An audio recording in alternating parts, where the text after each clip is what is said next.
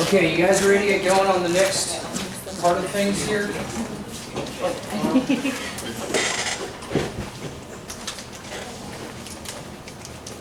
Okay, so let's pick up from where we left off. You guys are doing a good job.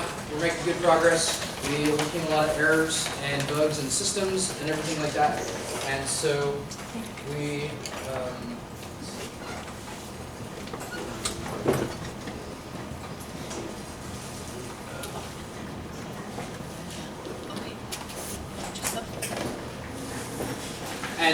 one of the things to note is that this is just kind of the way that, the way that neuroscience often works is that it doesn't work.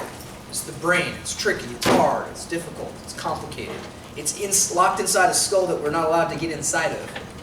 And so sometimes what the most important things that I hope to teach is not just how to use things when it works, but how to troubleshoot things when they don't. Because that's oftentimes usually what happens.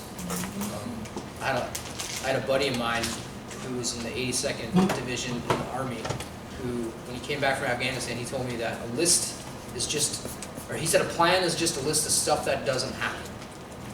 And so sometimes that's the way it goes in science, and we've got to be able to think on our feet and move nimbly and quickly and adapt, and I think you guys are doing a really good job on that, so I appreciate your patience, and thank you guys for that. And so we're doing good. We're moving along, and let's pick up from where we left off. So we finished off the last little session of class talking about how we can work with the EEG lab system here. All right, so we type in EEG lab, and we loaded up an existing data set, right?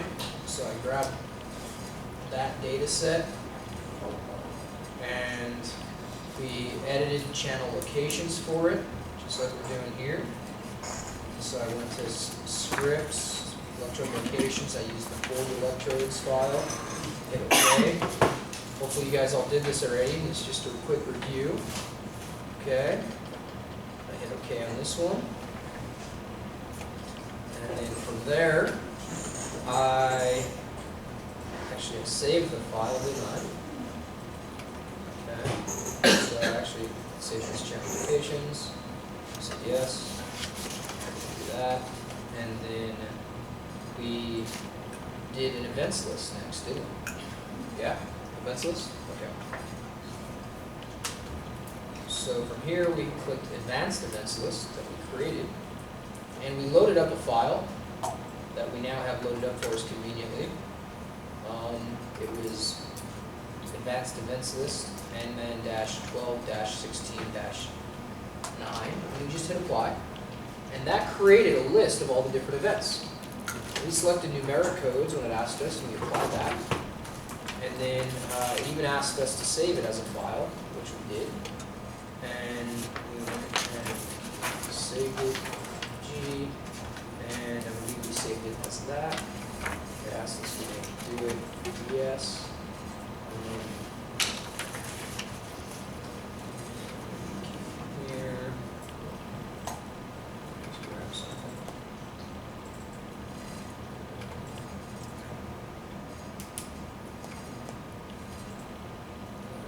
So that's what we saved it like that. So now I should be caught up with you guys, with exactly where you are, right?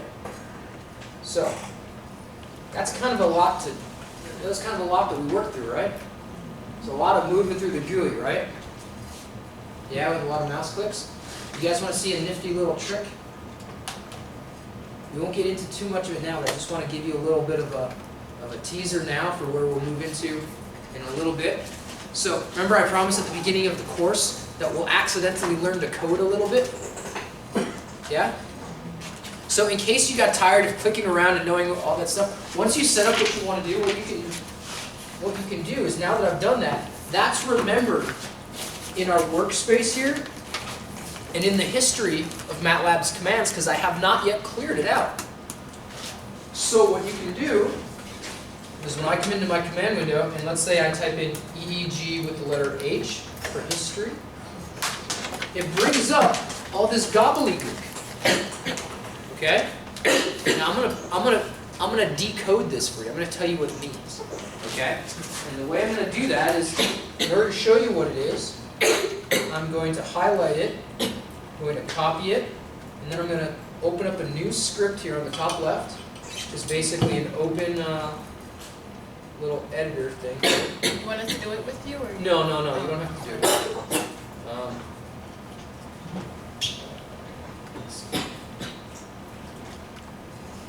Okay, so within here, what it does is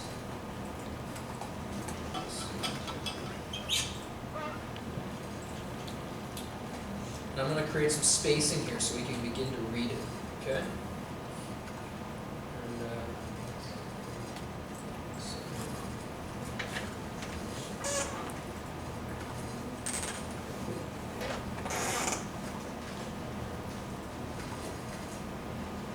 okay, let's walk through a little bit what we have. Okay? So, this is the history of what we just did by hand, by manual process. Okay? The first thing we did is we typed in EEG lab, and then we loaded our data set. You remember that? It says load set here. Okay? When we loaded the data set, it asked us what file name do we want to take, and we grabbed subject 32 that was re-referenced to the Mastoid with 1.1 Hertz high-pass filter and 256 Hertz downsample. It asks us what path was that from? What directory did you take it from? What folder did it live in? And this is just that folder. C drive, users, yours truly, the desktop, Psych433X, data, and EEG. This is just our folder. So it's a big, long line of gobbledygook, right? But it's really easy once you kind of understand what it is. All it is say, load that file from that place. Okay, then what did we do next? Well, we edited the channels. So channel, edit, and we looked up this directory of electrode locations with this 40 electrodes file. Pretty easy, right? Okay, so we loaded the set, loaded the data set, then we edited the channels, okay? Then we basically saved it, okay? So save, set. Well, it asks us what was the name you want to give it. So we added this name, and then it asks us what path do you want to put the file in, what folder do you want to save it in. And there's our folder we saved it in.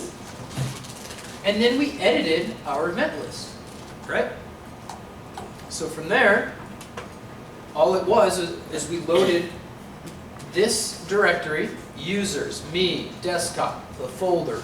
In the scripts was our file for event list called advanced event list 12.1609.txt. You don't have to worry about any of this other crap. And then all we did was we saved the new data set with the name that we had here, channel locations with eList, and that's the directory that we saved it in. So, if you ever need to know what we did, you can type in EEGH. It'll tell you the history of exactly the steps you took. Now, you guys want to see something really cool? Okay, check this out.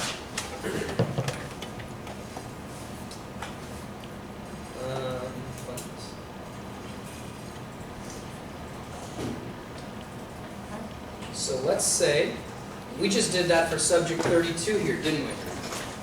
Yeah? What if I want to do that for subject 37? You got to do all that by hand, right? No. There's a way to just zip it through with the press of a few buttons. Okay? So all you would do for that is come in here, change the subject number 32 to 37. Okay? 32, 37, and 32 to 37. And 32, 37. bad now. Now let's see how that works. Highlight all this. Hit run.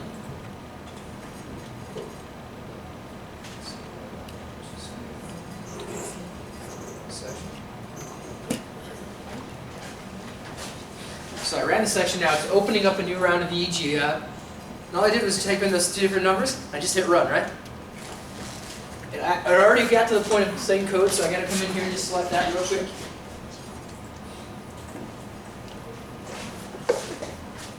Saving it down here, creating a new set.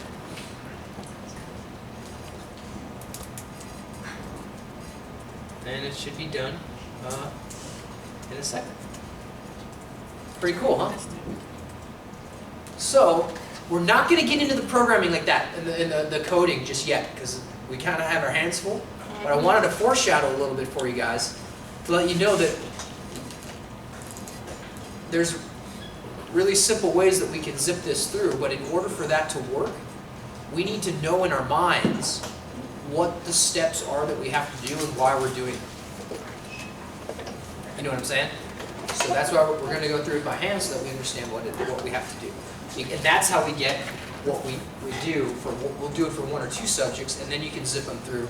It's called batch scripting for all the rest of the subjects. Sound pretty cool? Okay, cool. So, anyways, let's see here.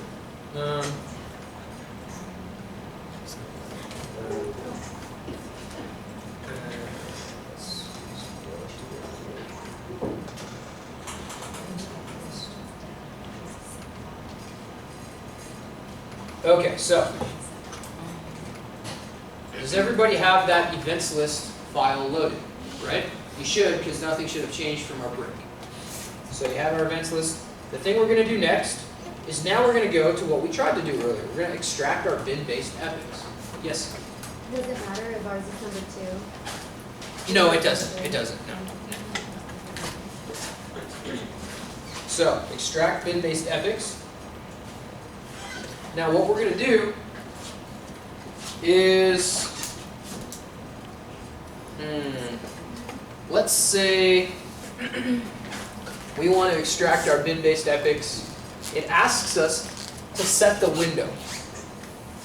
How much of the time frame do you want to slice into those little things, little events? Now we have a stimulus that comes on the screen. Okay, let's set our pre-stimulus, basically our baseline period, to the activity that was happening about negative 200 milliseconds beforehand. So that's what that is there, negative 200. Now we don't want it to go to 800 milliseconds. We want it to go to 1500. So let's fix that. Let's fix that 800 and let's make it 1500. Make sure there's a space that's still there between 200 and 15. I have a question, what's the little life buoy button, what that's supposed to be? That's for your settings, I think, or help, maybe. But you don't have to worry about that right now. I'm curious. Okay, so did everybody switch that to from 800 to 1500?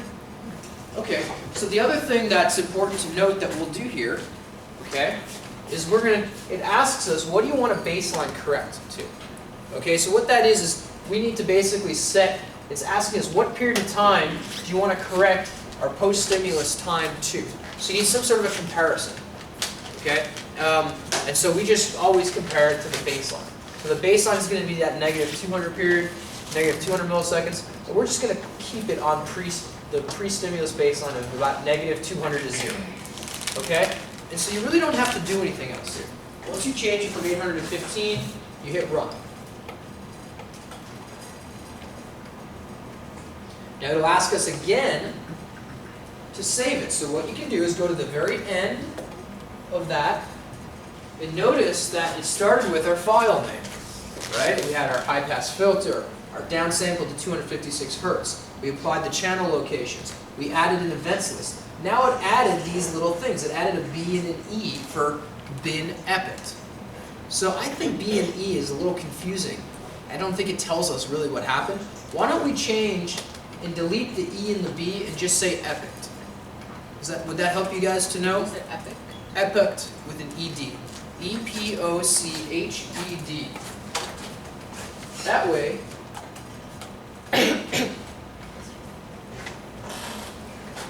way, when you have to come back and look at that file next time, you'll have a better idea of what you did. Does that make sense? Pretty easy? So just do that, and we want to highlight that again, and you want to save, check this box to save it as a file with the same name. So I'm going to highlight, for me, you can hit Control A, or if you have a Mac, it's Open Apple A. This is your shortcut for selecting all. Then Control C, or Open Apple C.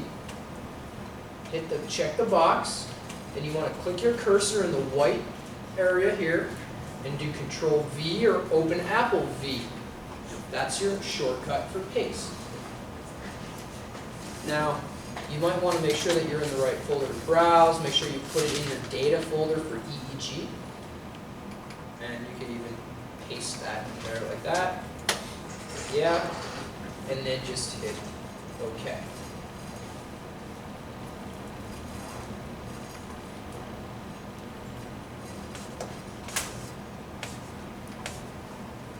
Okay, so now that we did that, we just epicked the data. Does everybody have a GUI that looks like this that says epics of 300? Let me ask that the other way. Does anybody not have a GUI that has 300 epics? You don't. Sorry, no, just to clarify, from the name it one, copy and paste it to the save it as file. Sure. But you want to make sure that you browse as well and put it in the right folder too. Just the data with EEG. Okay. So does anybody not have a GUI that looks like this? Seriously, everybody this worked for? We might have just made history in this class. That's awesome. Oh, except the hand, which is okay. But Mine just doesn't want to save it to the EEG list. let me take a quick look.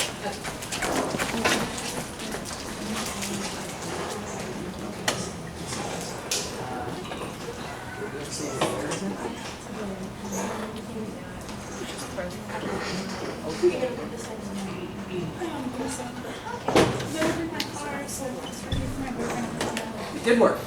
Good news, it still worked. It still worked for everybody. That's still history for us. So great job. Huh? Didn't that work? I'm the black sheep here. Well, not that it doesn't work, but Okay, we'll sort it out. is it supposed to say epic? At the end of it, yeah, you need to add epic at the end of it. There you go, just like that. Perfect. Good job.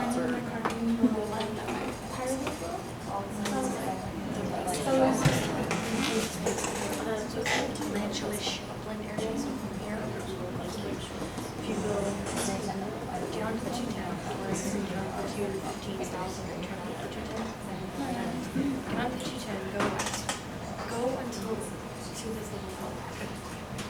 It's either There you go. Worked good for you too. Still batting 1,000. 100% success rate. Okay. So this is really good. Now, what does that mean? What does it mean now that we went from 1 epic to 300? Oh no, we have more bits and pieces of it? Yeah, we didn't shrink it. We sliced our one long period of EEG into 300 discrete little windows, basically of when stuff happened. Right? Because that's what we're trying to figure out. What's happening in the brain when stuff happens on the computer screen. Everybody on board with the idea and the concept? Okay, so now that we have our windows, what can we do now? Excuse me, I'm just stumbling here. What did we start this class today talking about doing? Looking at Indeed, looking at EEG interviews, yes? What else? Yes? Maybe the subtraction or something. We want to talk about artifacts, right? And we want to know, so a lot of times, we said one way that you can get around when people blink is to tell them, don't blink during this period of time, but it's okay to blink in this other time, right? Well, that other time when it's okay to blink, for example, we just chopped all that out, because that's not in our window. So now, we're going to look to see what artifacts are left. in the windows that we do need. Okay?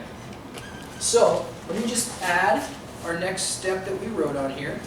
Number 6 was events list. 7, we epic the data, right? Now, just for fun, I'll show you again. If we do EEGH in our command line, see how it shows us epic or into bins. There's our parameters, -200 to 15 to the pre-stimulus period, and then we just saved it as a new data set with our data set name. Going all the way out here, and if you scroll it out, you'll see our pathway too. So it does remember what we did, and we'll come back to that maybe in a couple of weeks, and we'll learn how to program in that scripting language, which is, once you get used to doing this by hand and working through it, which is a really easy and good way to learn, once you do that for a bunch of subjects, you're going to get really spoiled and be like, oh my god, it takes so long to click through. And we're going to be able to write it up in a script and just zip them all through. It's going to be awesome. Okay? So, let's come back to what we had here. Now we want to look at those artifacts. Okay, so now we want to do step 8, which was artifact rejection. Okay? So, now you're going to be like the cool kid in school and reject all the rejects. Okay?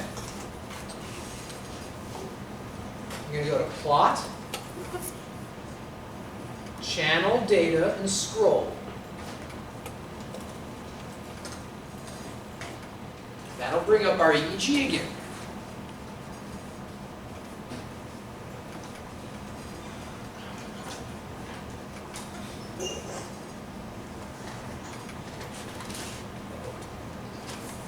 Okay, so what are we looking at here? Let's maximize this so we can use our whole computer screen. Okay?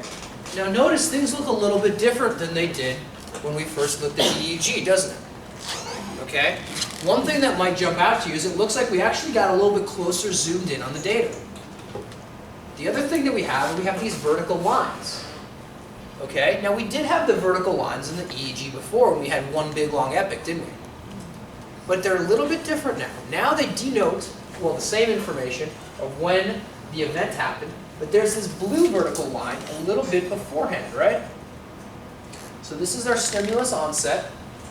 This is our 200 milliseconds beforehand. Remember when we epic the data, we created those windows? This is our -200 millisecond pre-stimulus baseline. It goes 200 milliseconds here, and then it goes 1500 milliseconds here. And then we start the next 200 milliseconds for the next trial. Now we cut out all that extra stuff in your experiment when they're saying source memory and stuff like that, because what we care about is what's on the screen when they first see the work. Now we know still what they did say for the source memory because we have that in our 4-digit code. Does that all make sense? Yeah? Okay, so check this out. What we're going to do is we're going to zoom out a little bit. Because 46 microvolts here on the bottom of this little window, that's a little bit closer than we need. Let's make our standard number 75. See how that kind of cleaned up the data a little bit? So we zoomed out, and now it doesn't look as noisy, does it? Did you guys see that on your own screen? Right? So, we talked about EMG noise before, right? When we zoomed in at 46, it looked like it was much noisier, right? We zoom out, it doesn't look as noisy. That doesn't change the noise, it just changes our look. And just like most things in life, things can turn out to be, things can look a little bit differently depending on your point of view. So we just changed our point of view. And so, we're going to have our 300 trials, and let's navigate around here. So when you go through and you do your artifact inspections, when you're inspecting the data, make sure you set it to 75. Because that's going to be a standard level that we can look at all the subjects with, and we'll be able to get a closer view. Because let's say that we zoom in I'm gonna get crazy here. I'm gonna put 20 in just to show you guys. Wow, that looks really messy, right? Person's crazy, we gotta reject all of this, right? Oh, throw everything out, right? No, no, no, they don't wanna throw the baby out with the bathwater. It's just because we zoomed in all the way. You know? If somebody took their, some photographer took their camera and they came up to you and like took a really, really, really close up, like right up on your face, like your face might, I mean, maybe your face might not look as pretty as it usually does, right? Like you'd be like, no, no, no, get a little bit away, you know, like so it looks a little bit normal. We're zoomed in really, really close. This is a super, super close in. So we want a normal looking picture. Let's keep it at 75. I was gonna say, and also I just kind of toying with it. I went to 100, and it just looks a little too clean. Yeah, so if you go to 100, it just looks like, or let's say maybe to 1,000. It's just a bunch of straight lines. Right? Yeah. Yeah, they just flat out that.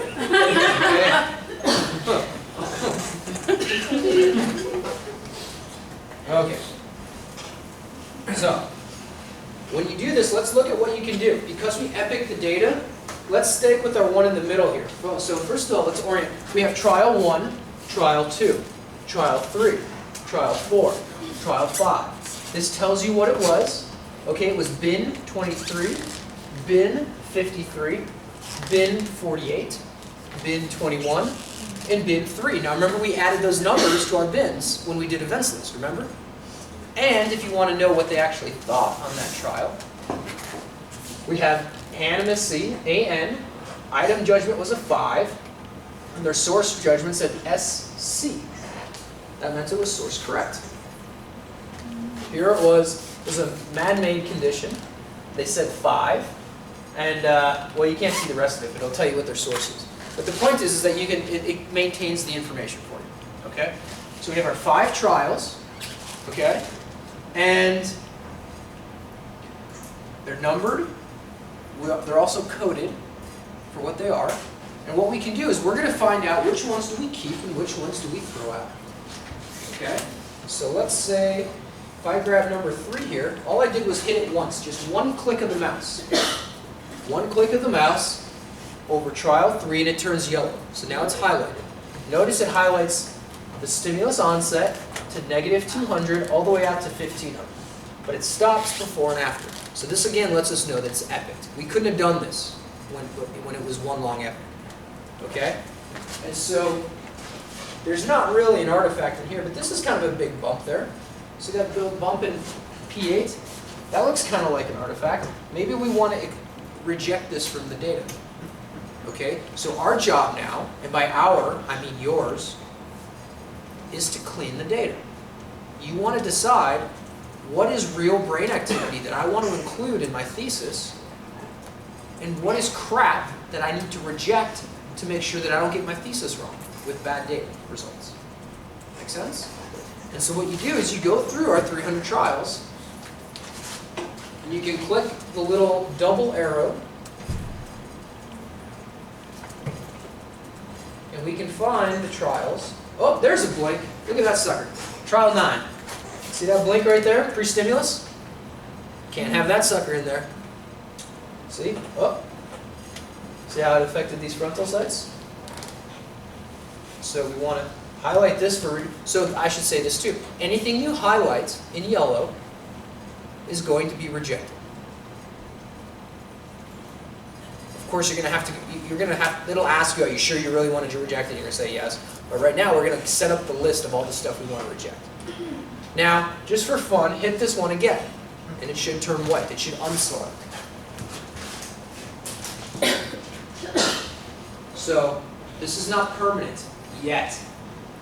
It will be later. But you can, play around with this. Yes, Kelsey? For number 6, are those the examples of like when your eyes are moving horizontally? I keep forgetting the term for it. Yeah, the saccade? Saccades, Yeah. Yeah.